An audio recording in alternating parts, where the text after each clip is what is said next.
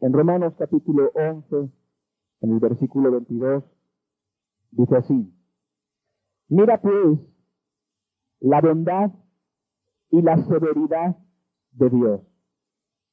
La severidad ciertamente para con los que cayeron, pero la bondad para contigo, si permaneces en esa bondad.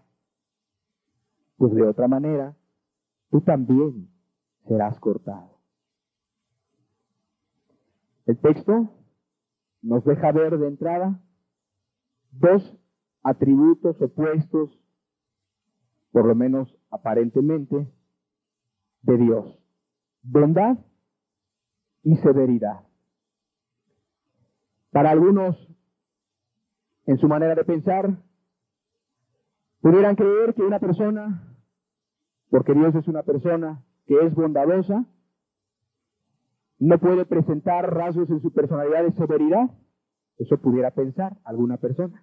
Sin embargo, la Biblia, quien dice que Dios es amor, dice que Dios es bondadoso y Dios es severo. Dice aquí otra vez, Romanos 11, 22. Mira pues la bondad y la severidad de Dios. La severidad ciertamente para con los que cayeron, pero la bondad para contigo, si permaneces en esa bondad, pues de otra manera tú también serás cortado. Vamos a orar. Este es el Dios de la Biblia.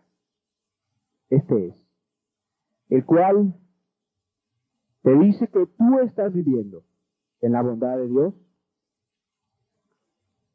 pero que debes permanecer en esa bondad. Si no, entonces vas a conocer lo que es la severidad de Dios. Creo que es un pasaje fuerte, pero nos habla claramente del carácter del verdadero Dios, el que es de la Biblia, el que salva y el que ayuda. Padre, ábrenos tu palabra y tus escrituras. Déjanos entender, sin filosofías de los hombres, tal como está escrito. Déjanos ver cómo eres tú, Señor. En esta mañana, Señor, que tú nos puedas revelar por el Espíritu a tu Hijo Jesucristo, para que podamos conocerlo y amarlo. En el nombre de Jesucristo, así sea.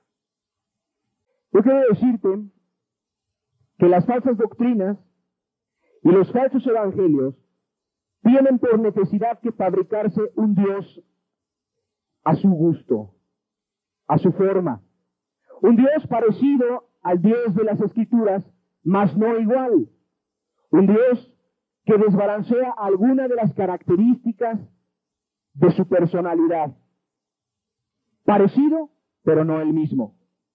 Es común que se desbalancee una de estas dos, bondad, o en otros tiempos la severidad.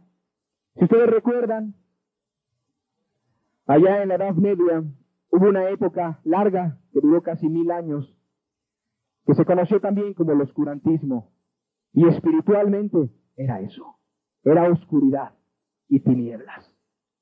La religión católica, la religión preponderante, había hecho una religión de terror y había dado la impresión y había dado a conocer a un Dios que era más parecido a un ogro que a un Dios, que no tenía rasgos de amor de ningún tipo, y de esa manera dominaba las conciencias y de esa manera dominaba todo de las personas que creían y las tenían subyugadas muchísimo tiempo. No se permitía leer la Biblia porque la Biblia te habla, ¿no?, del verdadero Dios. La Biblia te deja ver, te balancea las cosas. En esa ocasión hablamos de la Edad Media. La gente estaba aterrada y eso era conveniente para muchos, pues, que tenían ese tipo de intereses. Sin embargo, bueno, hoy en día nos vamos al otro extremo, porque no es hoy la severidad la que se enfatiza o sobreenfatiza de Dios, sino todo lo contrario. Hoy en día se fabrica un Dios y las religiones y los falsos evangelios fabrican un Dios que tiene unas características que se desbalancean a la bondad y se deja de ver que Dios sí es bondadoso, pero también es severo. Así como antes se tenía que haber visto que Dios sí era severo, pero también era bondadoso, ahora es al revés. Dios es bondadoso, sí, claro. Si lo decimos, lo gritamos, lo alabamos, pero también es severo. Quiero decirles algo que ya lo he repetido, que solamente la Biblia es la fuente autorizada para conocer a Dios. Y bueno, pues el Dios que la Biblia presenta es un Dios bondadoso y severo. Hoy en día se distorsiona el carácter de Dios o se presenta incompleto. Hoy en día muchos grupos, muchas religiones, doctrinas y evangelios falsos se han preparado un Dios a su conveniencia y conforme a los sentimientos humanos, conforme a la manera de ver las cosas actuales. Estamos invadidos del humanismo. Estamos invadidos de demasiadas consideraciones al hombre y ninguna consideración a Dios. Y así se fabrica un Dios. Quiero decirte que entiendas el humanismo no como esa doctrina o no como esa filosofía o esa ideología que ve por los intereses de los hombres, no, sino que ve por el egoísmo de los hombres. Es distinto. Entiéndase así. 1 Pedro 3:12 dice así: porque los ojos del Señor están sobre los justos y sus oídos atentos a sus oraciones, pero el rostro del Señor está contra aquellos que hacen el mal. Otra vez la misma idea. Porque los ojos del Señor están sobre los justos y sus oídos atentos a sus oraciones. ¿Qué parte se está viendo ahí? La bondad de Dios. Pero el rostro del Señor está contra aquellos que hacen el mal. Está en contra, está en oposición, está oponiendo sus planes, está no escuchando sus oraciones, está opuesto a aquellos, dice ahí, que hacen el mal. Ahí tenemos la misma idea, otro testigo más. Hoy se nos presenta un Dios distinto, un Dios muy misericordioso, y no es que Dios no sea misericordioso, es más, no es que Dios no sea muy misericordioso, porque sí lo es, pero se presenta un Dios muy misericordioso, pero que no es justo. Un Dios que bendice y no maldice. ¿Cuántas veces la gente dice eso? Es que Dios no maldice. ¿Ah, no? Lee la Biblia. Es que Dios no castiga. ¿Ah, no? Lee la Biblia. Que salva, pero que no condena. Que tiene un cielo y que tiene muchas promesas, pero no tiene un infierno o no se enseña y no tiene castigos. Un Dios que perdona sin necesidad de arrepentirse. Un Dios que ama al pecador, pero que aborrece su pecado. Muchas veces hemos escuchado esa premisa, muchas veces hemos escuchado esa frase de que Dios ama al pecador, pero lo que aborrece es su pecado. Y es una frase insostenible. Es algo así como una falacia. ¿Por qué? Porque el pecado no se hace solo. Tiene que haber una persona que lo cometa. Ella es la responsable moral y no solamente la acción. Porque la misma acción de matar, si la hace un animal, no tiene ningún valor moral. ¿Me entiende? Es una tragedia, pero no tiene valor moral. La acción no es. Es la persona que lo comete la que realmente es la responsable. El asunto es que muchas veces, la mayoría de las ocasiones, a la gente se le lleva a este Dios que te estoy mencionando. Un Dios que es bondadoso, pero que se ha olvidado la otra parte que es severo. ¿Cuál es el resultado? La gente no se aparta del mal. Ese es el resultado. El resultado es que la gente no se está apartando del mal. El resultado es que la gente no tiene ganas de dejar sus pecados y no tiene prisa por enmendar su vida, no tiene urgencia por arreglar su condición espiritual ante Dios, por reconciliarse con Dios. No tiene urgencia. ¿Por qué? Pues ¿quién le va a tener temor a ese Dios? Dice Proverbios 16:6, con misericordia y verdad se corrige el pecado. Y con el temor de Jehová, los hombres se apartan del mal. Vuélvelo a escuchar, por favor. Dice, con misericordia y verdad se corrige el pecado. Y con el temor de Jehová, los hombres se apartan del mal. Te decía yo que hoy se lleva a las personas a un Dios que es así como estoy mencionando. El resultado es que las personas no se acercan a Dios porque no se apartan del mal. Y aquí dice que con el temor de Dios los hombres se van a apartar del mal.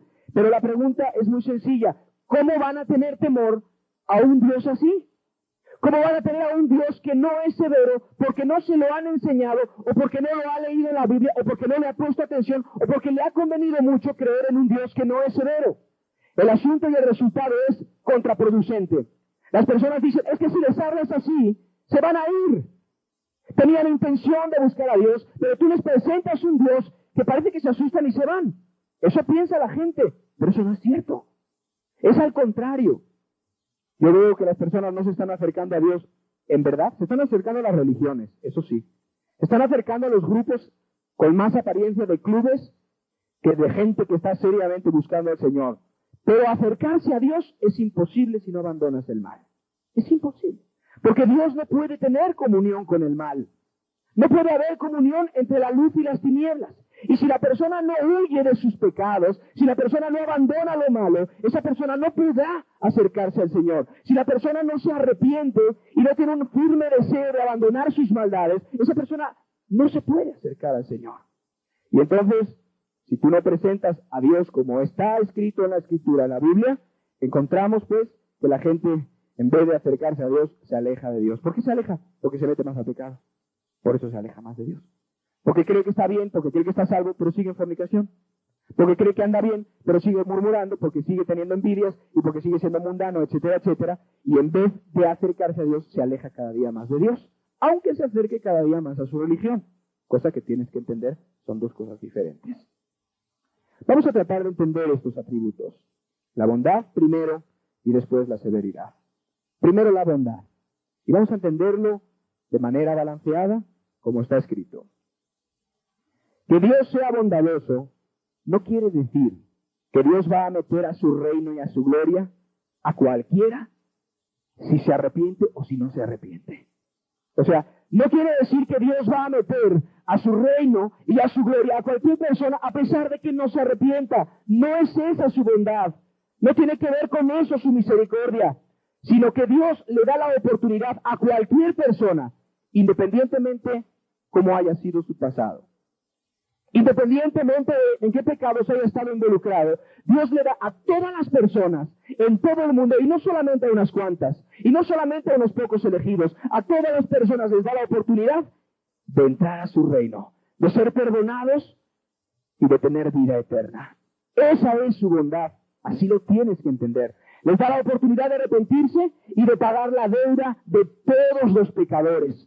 El peor de todos los pecadores tiene una oportunidad por la bondad y la misericordia de Dios. Por eso estamos nosotros aquí. Por eso hay muchas personas que aunque se veían como la escoria del mundo, Dios tuvo misericordia de ellas. Y dijo Dios que los sanos no tienen necesidad de médicos sino los enfermos. Y no vine por justos, sino vine a llamar a los pecadores al arrepentimiento. Pablo se sentía de veras el peor de todos los pecadores.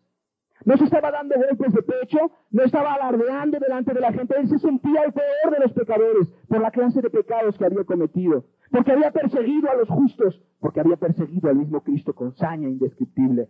Así era Pablo. Y Pablo se sentía el peor de los pecadores. Si aquí está el peor de los pecadores y así te sientes, la bondad de Dios te acoge. La bondad de Dios te llama. Y la bondad de Dios provee para ti un Salvador. Juan 3:16. Porque de tal manera amó Dios al mundo, que ha dado a su Hijo unigénito, para que todo aquel que en Él cree no se pierda, mas tenga vida eterna. Todo aquel que en Él cree, todo el que sea, quien sea, para que puedas tener vida eterna. La bondad de Dios significa eso. Ha provisto para ti y ha provisto para mí un Salvador, una medicina para mi mal, un remedio efectivo para las tinieblas en las que vivíamos.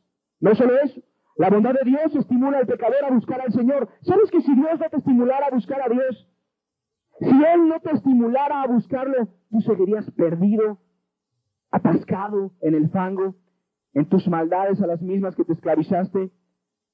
Nadie puede decir, pues yo encontré a Dios porque lo busqué mucho y porque Él vio cosas de mí. No. Dios es el que puso en nosotros el querer. El que puso el querer, así como el poder hacer por su buena voluntad. Él fue por su espíritu el que te estimuló a buscarte. Él fue por su espíritu el que despertó tu conciencia. Él fue por su espíritu el que te llamó la atención y te dijo, si sigues así te vas a perder. Él fue por su espíritu el que puso temores, el que puso sueños, el que te despertó de tu letargo espiritual en el que vivías. Juan 16:8 dice así: Y cuando Él venga, refiriéndose al Espíritu Santo, convencerá al mundo de pecado, de justicia y de juicio. Aunque ese pasaje puede ser el tema para toda una reunión, lo único que tienes que entender ahorita es que el Señor fue el que provocó que te empezaras a sentir mal en la vida que estabas llevando. Y asimismo, si tú te dejas y si tú eres dócil al Espíritu Santo, el Señor va a ser también el que te va a llevar hasta la salvación, el estado de justificación, de justicia que dice ahí. Eso es lo que tienes que entender ahorita nada más. Él ha sido el que ha provocado el que tú te sientas mal. ¿Para qué? Para que ya dejes de caminar así. Para que te des cuenta que así no vas a llegar a ningún lado, o más bien sí vas a llegar, pero a perderte.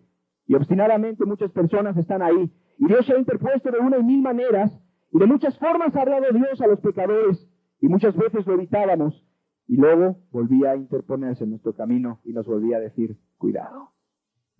Cuando después escuchamos, y cuando después pudimos ser dóciles a su voz, entonces Él nos llevó hasta desembocar en el puerto de la salvación. Y justificó nuestras almas. Eso es lo que ha hecho, no con una persona. Eso es lo que hace con todos aquellos que se dejan. Eso es lo que Dios hace, lo que Dios ha hecho. Su bondad es esa. Te provee un Salvador, pero además te estimula para que te salgas del pecado y te estimula para que busques a Dios. Pero no solo eso. También la bondad de Dios quiere decir que Él paga la deuda de cualquiera que se arrepienta y crea en la sangre del Señor Jesucristo. Colosenses 2, versículos 13 y 14 dice así. Y a vosotros, estando muertos en pecados y en la incircuncisión de vuestra carne, os dio vida juntamente con Él, perdonándoos todos los pecados, anulando el acta de los decretos que había contra nosotros, que nos era contraria, quitándola del medio y clavándola en la cruz. Ese pasaje es de los favoritos. ¿Por qué? De lo que dice. Ese pasaje te está diciendo que cada vez que tú has hecho algo malo está escrito y registrado. Como se registran en los ministerios públicos, en los reclusorios, y se tiene así lo que ha hecho, las acusaciones o lo que sea, allá en los cielos, allá se conocen todas tus obras. Las que hiciste en lo secreto y las que hiciste en público. Las que nadie supo, solamente tú sabías. Y las que supieron todos los demás, porque manifiestas son las obras de la carne. Todas las obras están registradas, cada una. Cada mentira, cada fornicación, cada inmundicia, cada robo, cada envidia, cada odio, todo está registrado. Absolutamente todo. Y está en contra de ti. Y todas te acusan. Y todas tienen una sola sentencia. Te tienes que perder. Todas. Ahí está. Pero dice que Él nos dio vida juntamente con Él, perdonándonos todos los pecados. Dice, anulando el acta de los decretos que había contra nosotros, que nos era contraria, quitándola del medio y clavándola en la cruz. ¿Sabes dónde quedaron? Si tú te arrepientes y has creído en Él. El acta quedó en la cruz clavada. El acta quedó allá donde Cristo derramó toda su sangre. El acta quedó allá donde el amor de Dios suplió lo que el pecador jamás iba a poder pagar. Allá quedó el acta. Y eso significa la bondad de Dios. No puedes decir que no. Eso significa la misericordia de Dios. Significa que Dios ha provisto un Salvador, una medicina, un remedio para ti. No, no tienes remedio, dices, sí, sí tienes remedio. Dios ha provisto un remedio verdadero. Pero no solo significa eso, significa además que Él te ha estimulado a que lo busques. Y también significa que Él ha pagado todo, si tú te arrepientes y crees. Eso es la gran prueba de la bondad de Dios, de la buena voluntad de Dios para con el hombre. Pero, pues esto no le exime al hombre, la bondad de Dios, para que se arrepiente y para que abandone sus pecados y crea. Es más, cuando una persona es cristiana, realmente cristiana, cuando una persona se ha arrepentido, ha abandonado sus maldades y cree, la verdad es que va a tener problemas. La bondad de Dios no quiere decir que el cristiano, el que ama a Dios ahora, no va a tener problemas. Eso no quiere decir la bondad de Dios. No quiere decir que Dios va a evitar problemas, tribulaciones o sufrimientos, angustias o enfermedades. No quiere decir eso. Algunas personas piensan que si Dios es bueno, entonces ¿por qué permite esto en mi vida? La Biblia es clara. La Biblia es concreta y la Biblia te deja ver que a pesar de que Dios es bueno, Dios permite en nuestras vidas muchas cosas. A veces son tan necesarias que pasen que de otra manera no entenderíamos. A veces son inevitables, porque un mismo suceso acontece a todos, a los buenos y a los malos, a los justos y a los injustos. ¿Por qué? Porque vivimos en una raza caída, porque vivimos donde hay mucho pecado, porque vivimos en un cuerpo que se tiene que morir, y eso pues hace que muchas cosas sean inevitables. ¿Pero qué pasa? Dios lo permite, claro que lo permite. ¿Por qué? Porque Dios es bondadoso. ¿Cómo que Dios es bondadoso? ¿Sí? La Biblia dice que toda buena dádiva y don perfecto viene de lo alto. ¡Todo! ¿Y sabes lo que pasa en una persona que está en las manos de Dios? Que todo lo que viene es un don de Dios. Y dice que es un don bueno. Y una dádiva perfecta. ¿Cómo podemos entender eso? Bueno, es que Dios siempre busca en su bondad el mayor beneficio para nosotros. El mayor. No busca los caprichos. No busca las cosas que pudieran ser buenas por un ratito. Busca el mayor beneficio para nosotros. El mayor beneficio. Y yo te pregunto, ¿cuál es el mayor bien? ¿Salvarse o ser rico? ¿Qué es mejor, que una persona se salve y sea pobre o que una persona sea rica y se vaya al infierno con sus riquezas? Pues ya sabes lo que es. Es muy obvio. Entonces, ¿Dios va a permitir pobrezas? Sí va a permitir pobrezas. Porque entonces lo vamos a buscar. Porque entonces no vamos a poner en las riquezas nuestra confianza. Porque entonces vamos a saber que dependemos de Él y nos va a traer en una dependencia constante para que lo busquemos siempre y no nos desviemos. ¿Me entiendes? Por eso lo puede permitir. ¿Cuál es el bienestar más duradero? ¿Estar sano aquí o la eternidad de tu alma, donde puedes entrar cojo, tuerto o manco al reino de los cielos? Y después te será dado un cuerpo glorioso que te preocupa. ¿Me entiendes? Te pueden hacer ceniza, te pueden hacer pedazos. Dios te dará un cuerpo glorioso, dice la Escritura. ¿Qué es mejor? ¿Estar sano aquí? ¿Disfrutar de salud aquí? ¿Y después perderte? O quizás aquí pasar enfermedades y angustias, aflicciones serias, mismas que si tú sabes canalizarlas con fe y gratitud, te van a llevar más cerca de Dios. Vas a conocer sus consuelos, vas a conocer que Jehová es tu sanador, vas a conocer que Él está cerca de los que gimen, vas a conocer que hay otros que están mucho peor que tú y te va a hacer mucho mejor tu corazón. ¿Qué es mejor bien? Pues es mejor bien ese, independientemente si una persona está sana aquí, y entonces luego pierde su alma. Por eso Dios permite cosas que a veces no entendemos. Por eso a veces Dios permite cosas que no son agradables para la carne. Las permite. Pero el que permanece en esa bondad, que es el texto que leíamos al principio, sabe una cosa. No está solo atravesando esos problemas. No está solo. Sabe que tiene un Padre que lo está amando y que lo está cuidando. Sabe que su situación es temporal y que va a pasar. Sabe que sus oraciones son atendidas. Y que no es que Dios se haya olvidado de él o que ya no lo quiera, no es eso, sino que es necesario, como está escrito, que a través de muchas tribulaciones entremos al reino de Dios. Así pasa.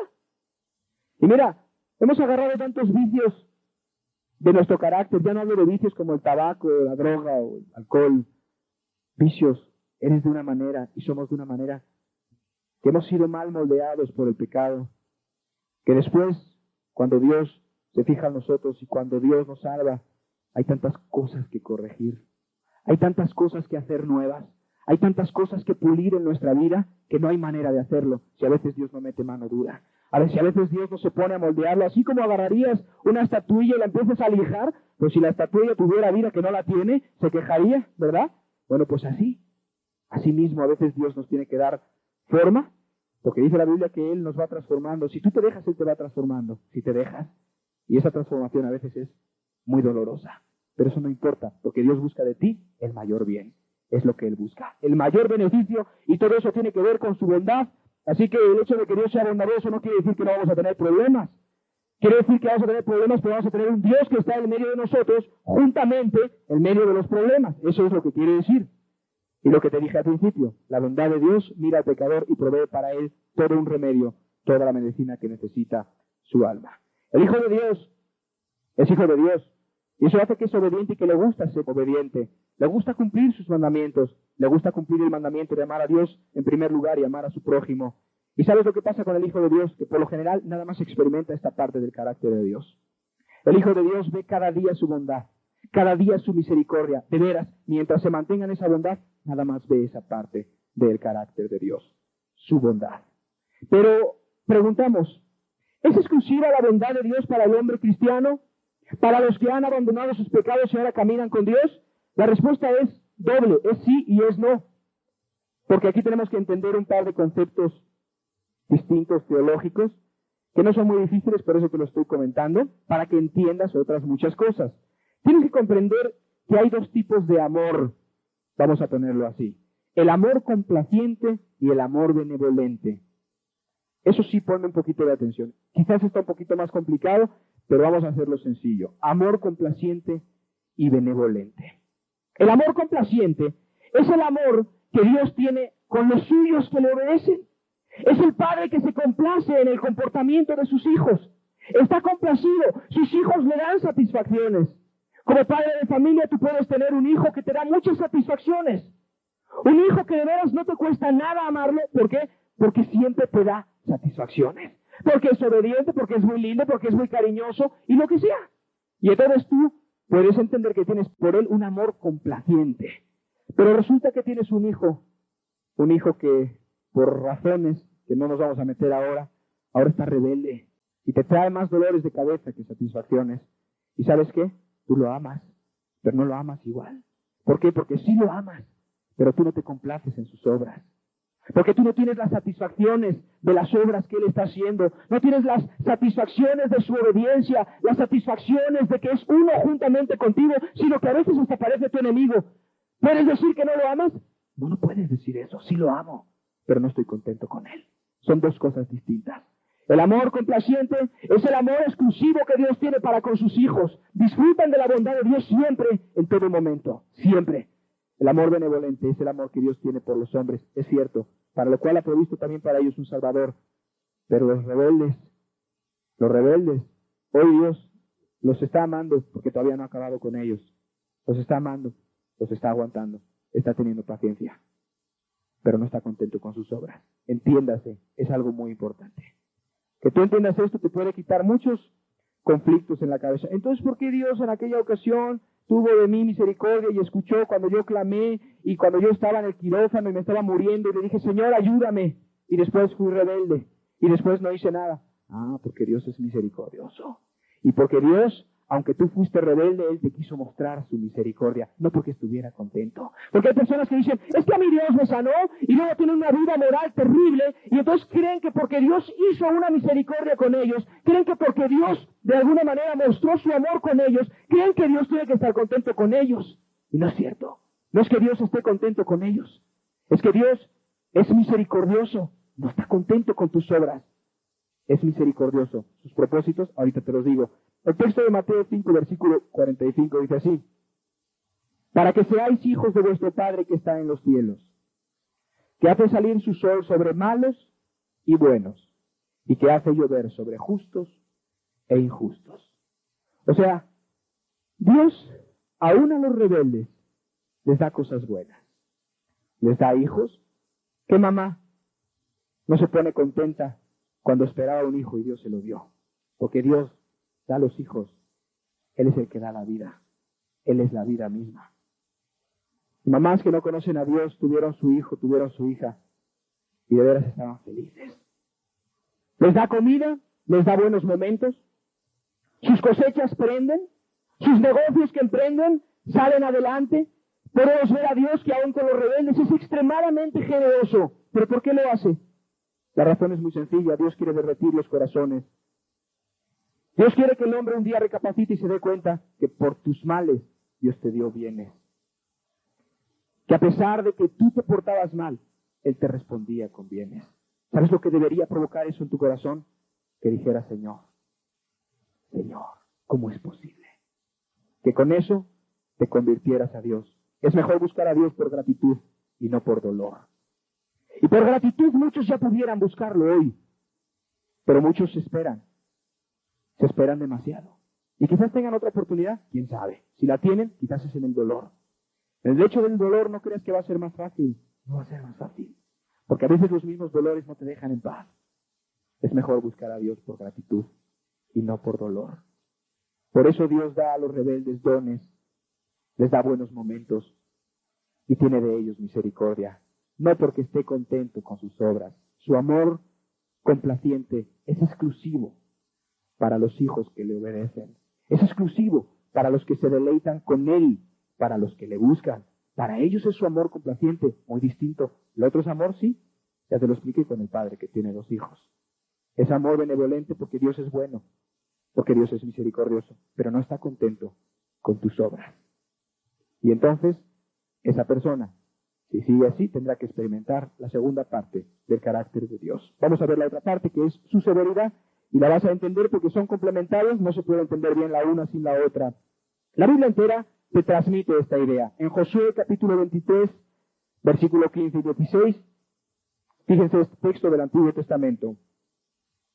Pero así como ha venido sobre vosotros toda palabra buena que Jehová vuestro Dios os había dicho, también traerá Jehová sobre vosotros toda palabra mala, hasta destruiros de sobre la buena tierra que Jehová vuestro Dios os ha dado.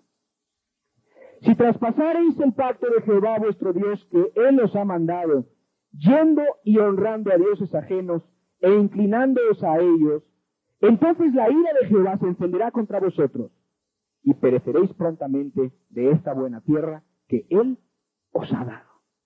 Ahí tú puedes volver a ver las dos partes de su carácter. Está diciendo, así como ha venido sobre vosotros toda palabra buena, así como has disfrutado de la bondad de Dios, también, si sigues así, dice, si traspasas el pacto de Dios, o sea, si no quieres obedecer sus mandamientos, si no quieres obedecer sus condiciones, si te vas y sirves a dioses ajenos, si vas y sirves al dinero, si sirves a tu belleza, si sirves a otra persona y no a Dios con todo tu corazón, dice, entonces vas a experimentar el otro lado. Dice, se encenderá la ira de Jehová contra vosotros y los destruirá hasta acabar con todos. ¿Sí? O sea, ya ves ahí una severidad. La Biblia entera no son los únicos pasajes, hay muchos más, solamente que no quise hacer muy larga la plática. Muchos más dan testimonio de este Dios. Así es. Su bondad está balanceada con la severidad y la severidad está balanceada con la bondad. Ahí está nuestro Dios y ese es el verdadero Dios. La ira de Dios que aquí podemos ver balancea el carácter de Dios, la bondad de Dios, y esto hace que el amor de Dios sea verdaderamente amor y no la clase de sentimientos que hoy en día podemos pensar que es el amor. ¿Sí? O sea, una persona puede pensar que amor es dejar hacer a los demás lo que quiera. Yo sí digo aquí, bueno, hablo del amor, ¿quién sabe en el contexto que tú has vivido? ¿Quién sabe lo que tú pienses? A lo mejor si tú has vivido un libertinaje en tu vida, vienes aquí por primera vez y yo hablo del amor, tú te imaginas que amor es tener relaciones sexuales libres. ¿Eso es amor para ti? O a lo mejor para otro amor es ser rebelde. Y entonces amor y paz, y es que me dejen hacer lo que yo quiera. Y a otros amor es algo así como el sentimiento de una telenovela, de esas rosas. ¿Sí? Y a todo el mundo el concepto del amor es distinto. Y el verdadero amor es el amor de Dios, porque Dios por definición es amor. Y la bondad y la misericordia de Dios es balanceada por la severidad y hace que el amor de Dios sea verdadero amor. Si no, no es amor. Dios es amor, no significa que Dios es solapador. Dios es misericordioso, pero la misericordia de Dios está limitada por la justicia. Una persona que ama a otra persona no es la que nunca le dice sus verdades para que se corrija. ¿Verdad que no? Una persona que ama es la que a pesar de que le puede doler, le dice lo que le tiene que decir. Porque si no se lo dice, no lo está amando. Si yo veo que tú haces algo mal y yo no te lo digo porque es que como te amo no te quiero hacer sentir mal, estoy confundiendo lo que es el amor. Porque la Biblia dice en Proverbios 27, versículo 6, fieles son las heridas del que ama, pero importunos los besos del que aborrece. Fieles son las heridas del que ama. O sea que el que ama te hará heridas, sí, nada más que no te las hará para mal, como el doctor que te abre la herida, no te la abre para tu mal, sino para tu bien. Si yo veo que tú pecas, si yo veo que tú haces algo malo y yo te amo, yo te lo digo. Y si no te lo digo, podré aparentar ser muy respetuoso, podré aparentar el que, bueno, pues cada quien y que yo respeto a mis hermanos y a mi prójimo. No, es cobardía o falta de amor, vete a saber lo que es. ¿Sí? Pero no es amor realmente, porque fieles son las heridas del que ama. Un papá que ama no es el que permite que su casa sea un caos en la anarquía, que cada quien haga lo que le plazca. Un papá que ama no es ese. El papá que ama pone límites. El papá que ama pone reglas. El papá que ama castiga y corrige. Ese es el que ama. La Biblia dice que el papá que ama es el que temprano corrige a su hijo, desde temprano. ¿Sí? No dice que lo golpea. No dice que se desquita con él. Dice que lo corrige. ¿Cómo? Como sea necesario, pero lo corrige. Un gobierno que ama no es el que deja al delincuente impune, sino que le da su merecido. Eso sería un gobierno que ama. No deja al delincuente sin su castigo, porque lo ama. Ay, pues pobrecito, tuvo una debilidad, mató a uno. Híjole, pues siempre ha tenido esa debilidad de matar. ¿Qué es eso? Eso no es amor. El gobierno, si amara, agarraría a los delincuentes y conforme al hecho, le daría su merecido. ¿Sí? Conforme a lo que se hiciera, le daría una retribución justa por sus malas acciones. Eso sería un gobierno que ama, que provocaría, pues, amor también en sus gobernados.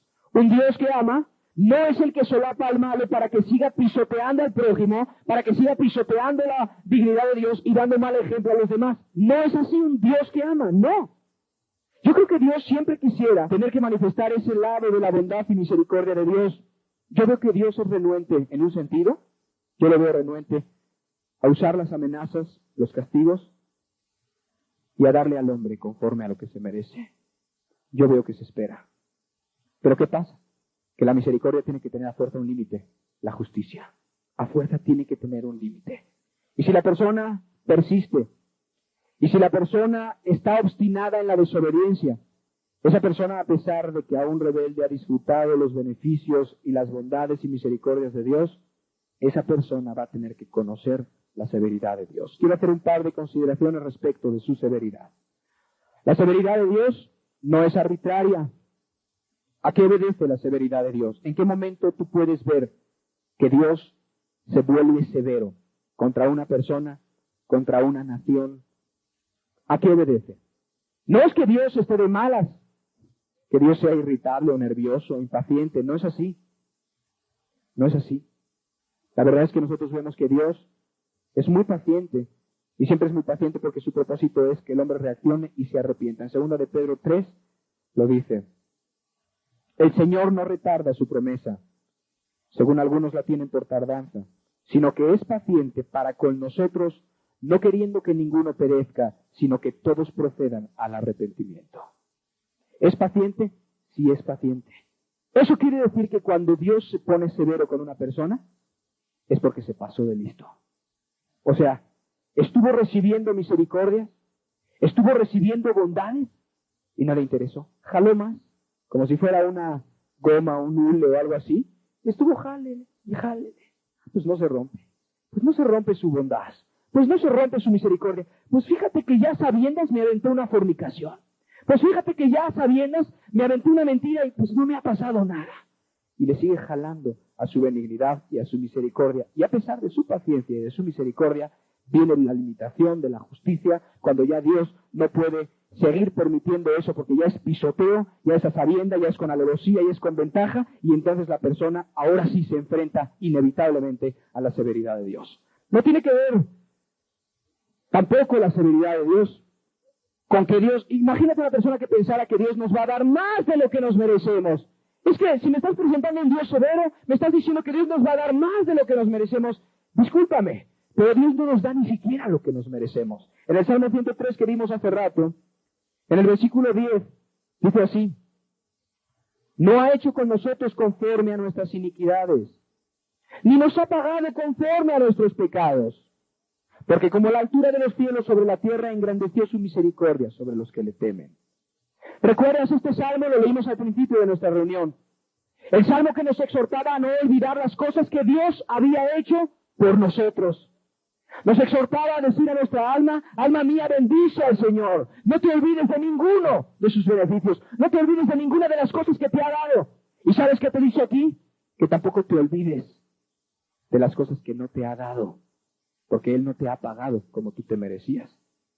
No se te vaya a ocurrir pensar que Dios, porque es severo, te va a dar más de lo que mereces. Dios no nos ha dado ni siquiera lo que nos merecemos. Y ahí dice algo muy hermoso. Dice: porque como la altura de los cielos sobre la tierra, engrandeció su misericordia sobre los que le temen. ¿Sabes qué quiere decir eso?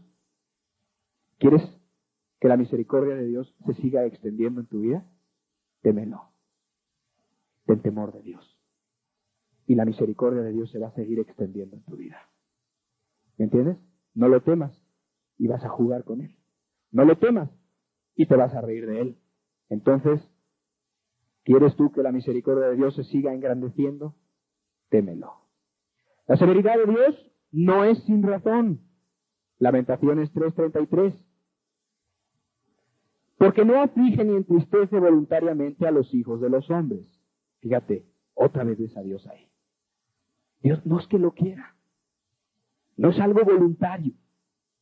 Su ira, su severidad no es maliciosa.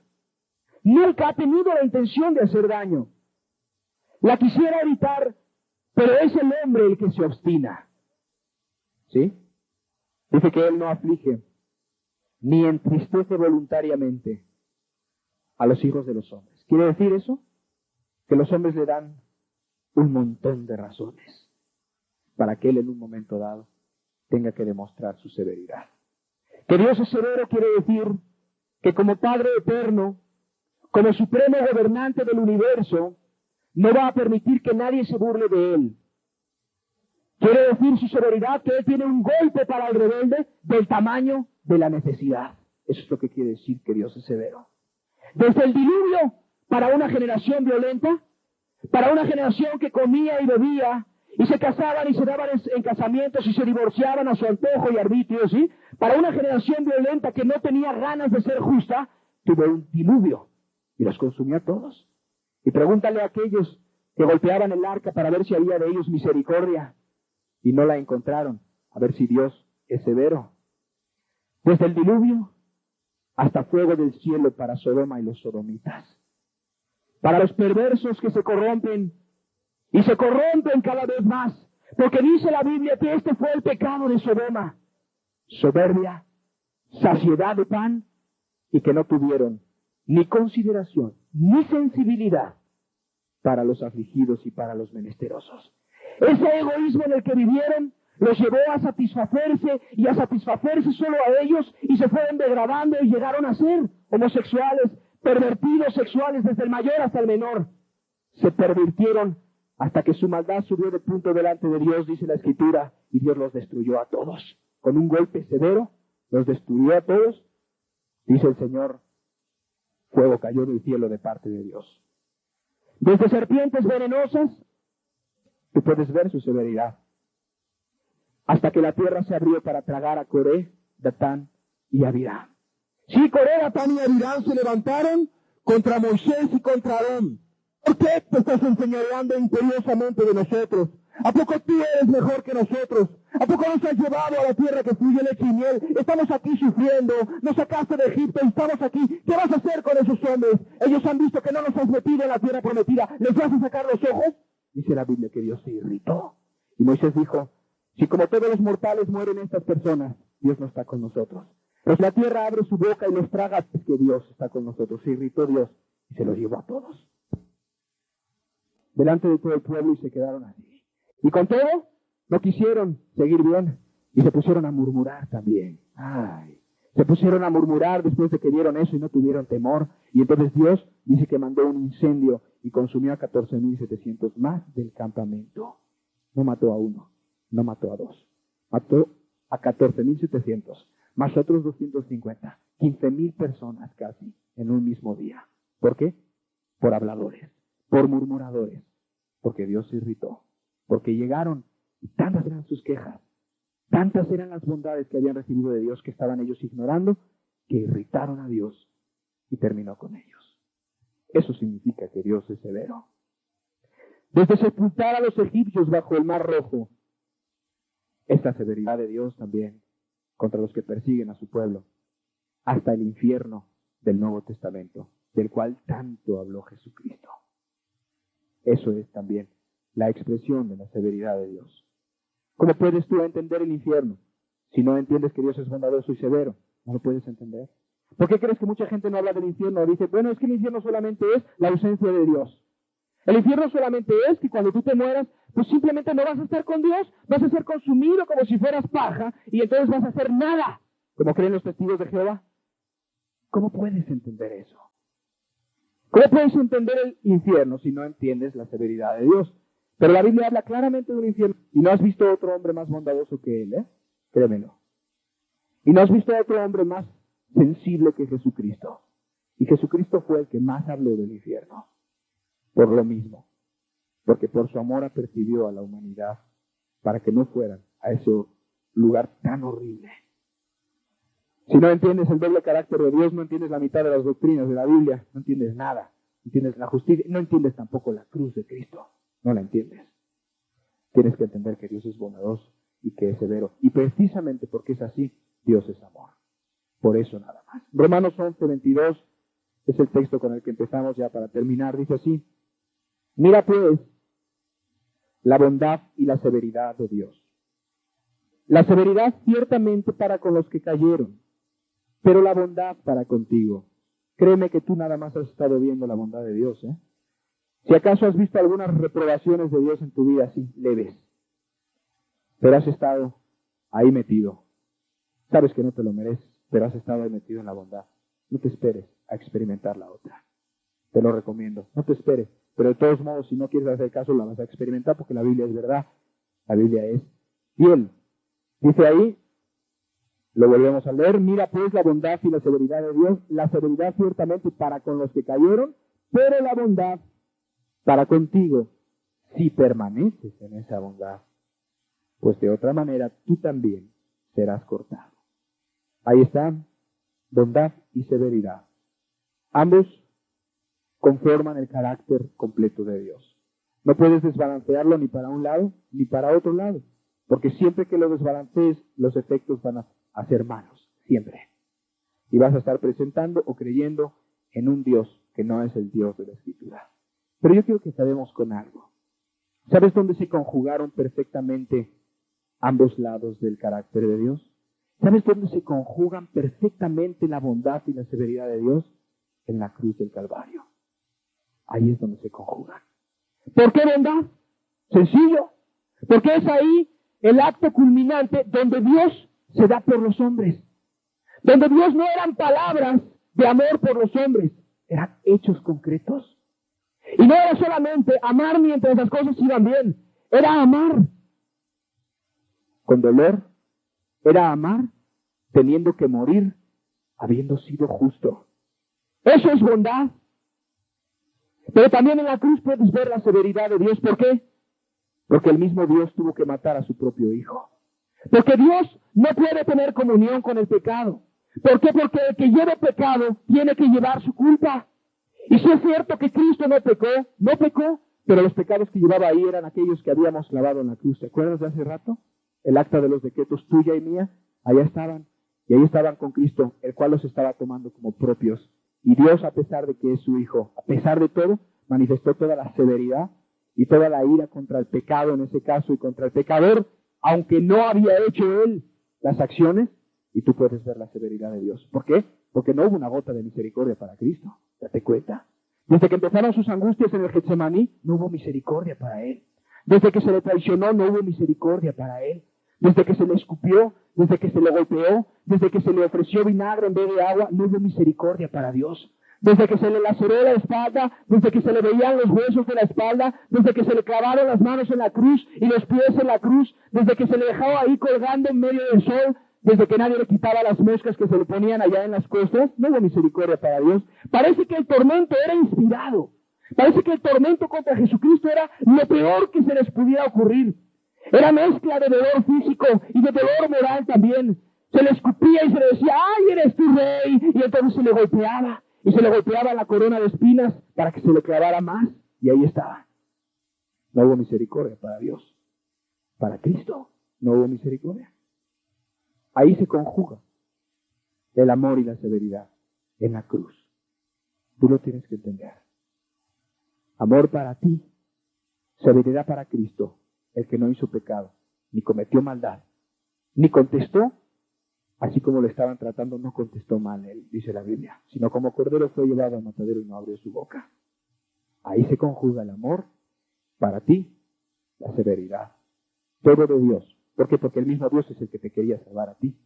pero para salvarte a ti tuvo que mostrar su severidad, en ese caso sin una gota de misericordia, contra el Cordero de Dios que quita el pecado del mundo, que es el Señor Jesucristo. En esos momentos, ahí fue su severidad también. En la cruz están la bondad y la severidad. No puedes desbalancear el carácter de Dios. Dios es bondadoso y Dios es severo. De esa manera tú lo vas a encontrar. De otra manera, tú no vas a tener ni prisa por encontrarlo y tú no lo vas a conocer. Y el conocer a Dios, dice la Biblia, es la vida eterna. Cierra tus ojos un momento. Yo creo que estas meditaciones hacen el ambiente propicio para que tú solo reflexiones. Tú solo. Para que en unos minutos más, que no tengas prisa por irte, por hacer lo que ahora quieres hacer, reflexiones. Y consideres qué concepto tienes tú de Dios. ¿Qué concepto tienes de Cristo? Que sepas que Dios te está llamando, eso no puedes tener duda. Pero que sepas que si te estás acercando o no te estás acercando al verdadero Dios. Dios es bondadoso. Nadie tiene duda de eso. Pero Dios es severo. Algunos parece voluntariamente querer ignorarlo. Pero Dios es así. Y cuando tú lo conoces así, te puedes acercar al verdadero Dios.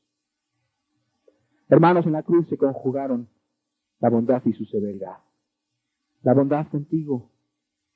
Mucha bondad. Porque tú estabas en sus pensamientos. Porque Él, cuando moría, no desconocía que tú ibas a tener una oportunidad para arrepentirte. Porque Dios desde los cielos veía la agonía de su Hijo, pero veía también qué hermoso podía ser que tú pudieras con toda tu familia ir al reino de los cielos eternamente y para siempre. Por eso era necesario mostrar bondad para ti, severidad para Cristo. Ay, si mostró severidad para Cristo, ¿no va a mostrar severidad para nosotros si nosotros nos obstinamos en desobedecer? Claro que la va a mostrar. La va a mostrar la severidad. ¿Por qué no reflexionas? ¿Por qué no te acercas a Dios? ¿Por qué no resuelves tu conflicto con Él? ¿Por qué no te acercas al Señor y le dices lo que le tengas que decir? ¿Por qué no cambias hoy? ¿Por qué no tomas decisiones hoy? ¿Por qué no te acercas a un Dios, al Dios verdadero, el cual quiere tener misericordia de ti? Y quizás tú, personalmente, has estado agotando ya los límites de la bondad de Dios. ¿Quién sabe si tu suerte no cambia hoy mismo o mañana? De todos modos lo tendrás que considerar ahorita también en tus reflexiones. Yo me quedo con que Cristo murió por nosotros. Yo me quedo con que la bondad de Dios proveyó al mundo un Salvador. Yo me quedo con que la bondad de Dios me estimuló a buscarlo y la bondad del Señor pagó mis deudas. Quitó el acta de decretos que tenía contra mí, contraria a mí, y la clavó en la cruz. Yo me quedo con que Cristo me amó primero. Yo me quedo con que Él murió por mí. Y Él fue llamado maldito, sí, porque fue clavado en una cruz. Y maldito es todo aquel que es clavado en un madero, dice la Biblia y decía la ley, para que yo pueda ser bendecido por Dios ahora y siempre. Yo no voy a desaprovechar la bondad de Dios que ha extendido sobre mí. No la voy a desaprovechar. Ojalá y todos así pensáramos. Y no pensáramos que esto es solamente una historia, una filosofía, una manera de pensar. Esto es la verdad de Dios. La verdad experimentada no por una persona, sino por infinidad de personas. Todos igual. Hemos experimentado, si hemos creído, la bondad de Dios. ¿Para qué experimentar la severidad de Dios si hoy te llama su bondad? Estas son las reflexiones. En la cruz se conjugaron ambas. También puedes mirar a la cruz. Tomemos unos minutos. Yo creo que hay personas que son llamadas por Dios, que pueden ejercer fe en Dios, que pueden acercarse al Señor, que pueden ver que lo que se merecían no han recibido, no lo han recibido.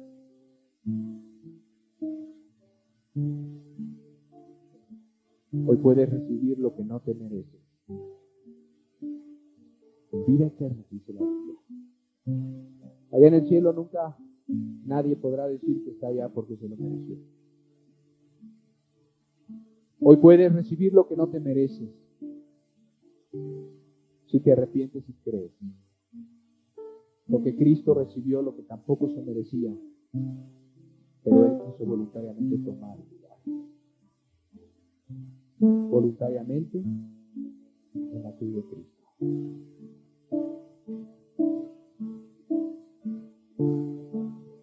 Saliendo del pretorio, marcha una procesión con rumbo al Calvario. Sufriendo va un varón, la cruz sobre su espalda, tragándole está. No puede caminar,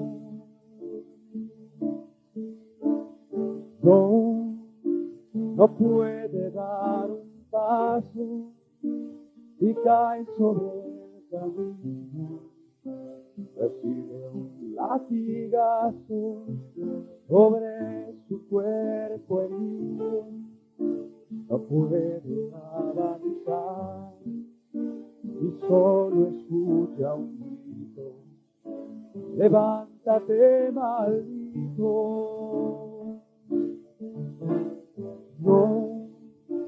No puede ser maldito aquel que en su dolor exclama solo un grito: perdóname.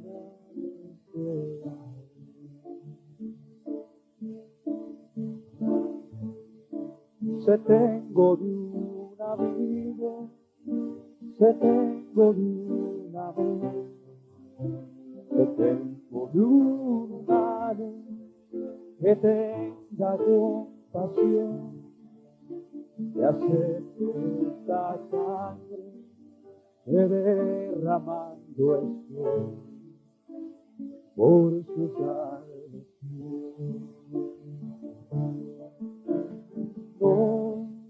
No puede dar un paso y cae sobre el camino. Recibe un latigazo sobre su cuerpo herido.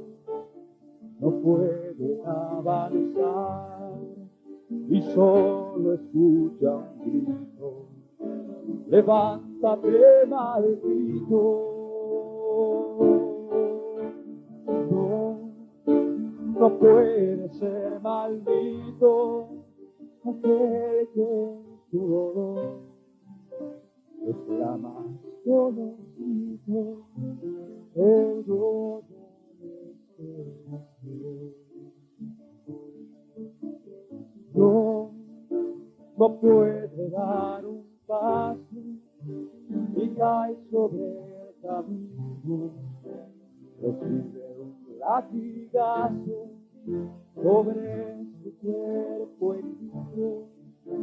No puede avanzar y solo escucha un grito: levántate, maldito.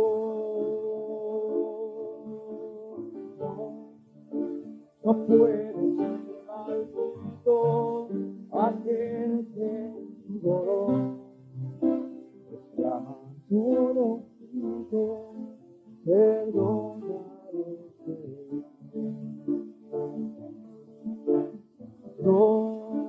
No puede ser maldito aquel que en su dolor exclama solo un grito: perdóname.